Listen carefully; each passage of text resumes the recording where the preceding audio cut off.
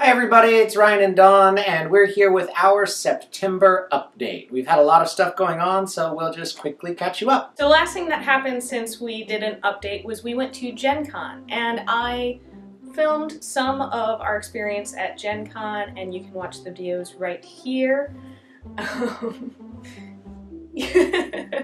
Cosplay was a lot of fun, so that's probably one of my favorite things. Other than that, this year I focused on playing a lot more tabletop games. I got into a really great Fate Accelerated game, and I had a lot of fun. We also had our first Dread game that we played, and you can certainly hear Dawn's experience. That was definitely both of our probably worst games that we've ever played for lots of different reasons. That being said, we're both really excited about playing Dread in the future, just a very, very different experience is what we're looking forward to. Where we last left you with the Thunderscape campaign, we had just gotten to the Warren, we had made it through. Now we're moving on to the fort, the abandoned and possibly cursed fort. It was a pretty fun session. I really enjoyed it. I know one of the other players in the group thought it was a little too cautious. We took too long coming to decisions, but everyone really kind of behaved in character, and it was a very cautious one. By the end of the session, we found out that there really was no curse. There was just a spell placed over it that kind of removed it from time. Time moved a lot more slowly. And it turned out one of the seers from our childhood town had used that sort of as a study, as a safe place that he could go. And we found these coins and these mirrors that were connected to the woman in darkness? Woman in shadow. The woman in shadow. It was very ominous, and we all really freaked out, and we just started racing back to Vale, to our childhood home, in order to try to resolve what had happened. Yeah, and the other thing we found out was that the seer had not only seen his death before it happened, but also had seen the rise of the Pale Lord, which was going to be happening in our town in 4 days' time. So that's why we were rushing back home. The next session, we were back in town trying to figure out what to do.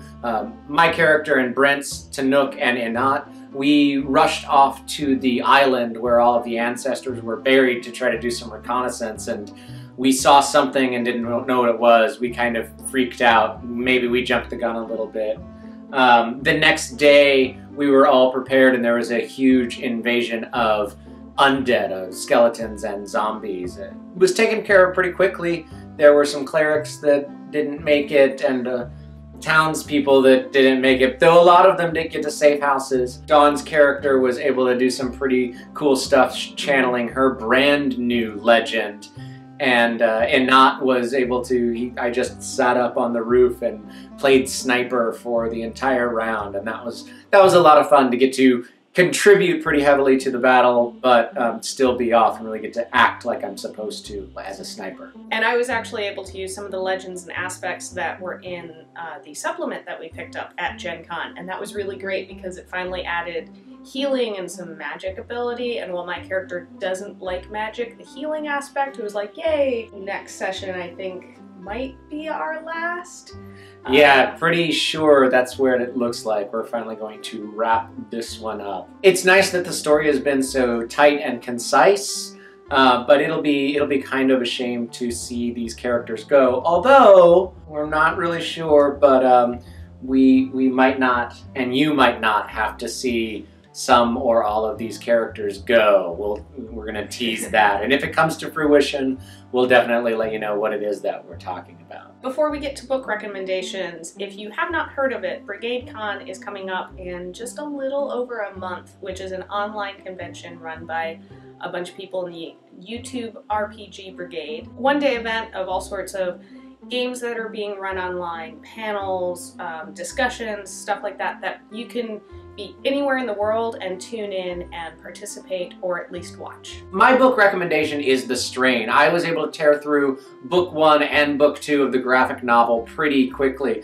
I enjoy the show. I think that the show on FX, I think it is.